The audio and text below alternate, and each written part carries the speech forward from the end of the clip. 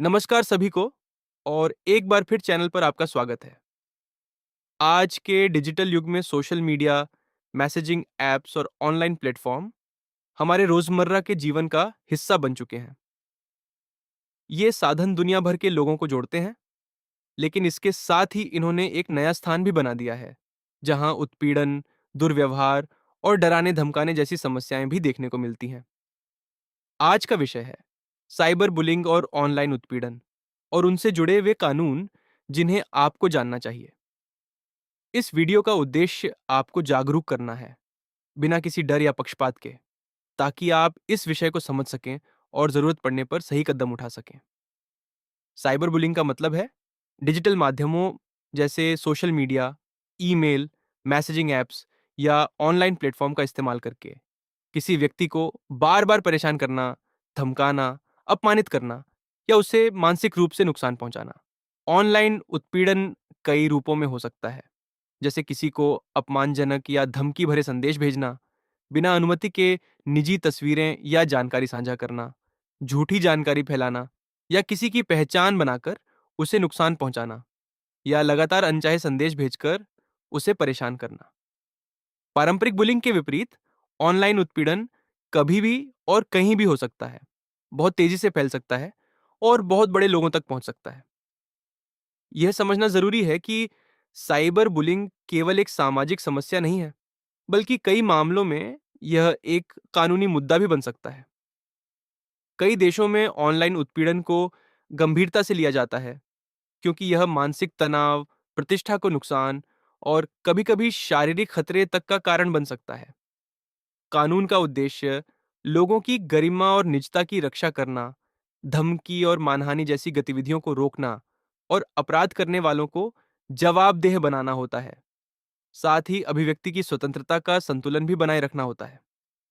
हालांकि अलग-अलग देशों में कानून अलग हो सकते हैं, लेकिन अधिकांश साइबर कानून कुछ सामान्य क्षेत्रों को कवर करते हैं।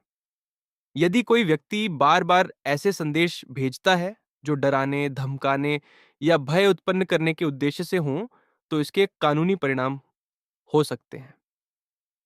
इसी तरह किसी के बारे में झूठी जानकारी ऑनलाइन प्रकाशित करना, जिससे उसकी प्रतिष्ठा को नुकसान पहुंचे, मानहानि के अंतर्गत आ सकता है। बिना अनुमति के किसी की निजी तस्वीरें, वीडियो या व्यक्तिगत जानकारी साझा करना भी कई जगहों पर कानून के खिलाफ है। लगातार किसी व्यक्ति को ऑनलाइन ट्रैक करना, मैसेज करना या उसकी गतिविधियों पर नजर रखना भी अपराध की श्रेणी में आ सकता है। विशेष रूप से जब मामला बच्चों से जुड़ा हो, तो ऐसे मामलों में कानून और भी सख्त हो जाते हैं और कड़ी सजा का प्रावधान होता है। भारत में भी ऐसे मामलों में सूचना प्रौद्योगिकी अधिनियम और भारतीय न्याय संहिता के विभिन्न प्रावधान लागू हो सकते हैं, जो अपराध की प्रकृति पर निर्भर करते हैं। यदि कोई व्यक्ति ऑनलाइन उत्पीड़न का सामना करता है, तो सबसे पहले जरूरी है कि वह घबराए नहीं और सबूतों को सुरक्षित रखे, जैसे स्क्रीनशॉट, संदेश, लिंक या कोई भी डिजिटल रिकॉर्ड, जो बाद में मदद कर सके। इसके अलावा संबंधित प्लेटफॉर्म पर उस व्यक्ति को ब्लॉक या रिपोर्ट करना एक महत्वपूर्ण कदम हो सकता है। जरूरत पड़ने पर साइबर क्राइम अधिकारियों या स्थानीय पुलिस के पास शिकायत दर्ज कराई जा सकती है और गंभीर मामलों में कानूनी सलाह लेना भी आवश्यक हो सकता है। कई देशों में इसके लिए हेल्पलाइन और ऑनलाइन शिकायत पोर्टल भी उपलब्ध है, जिससे लोग आसानी से शिकायत दर्ज कर सकते हैं।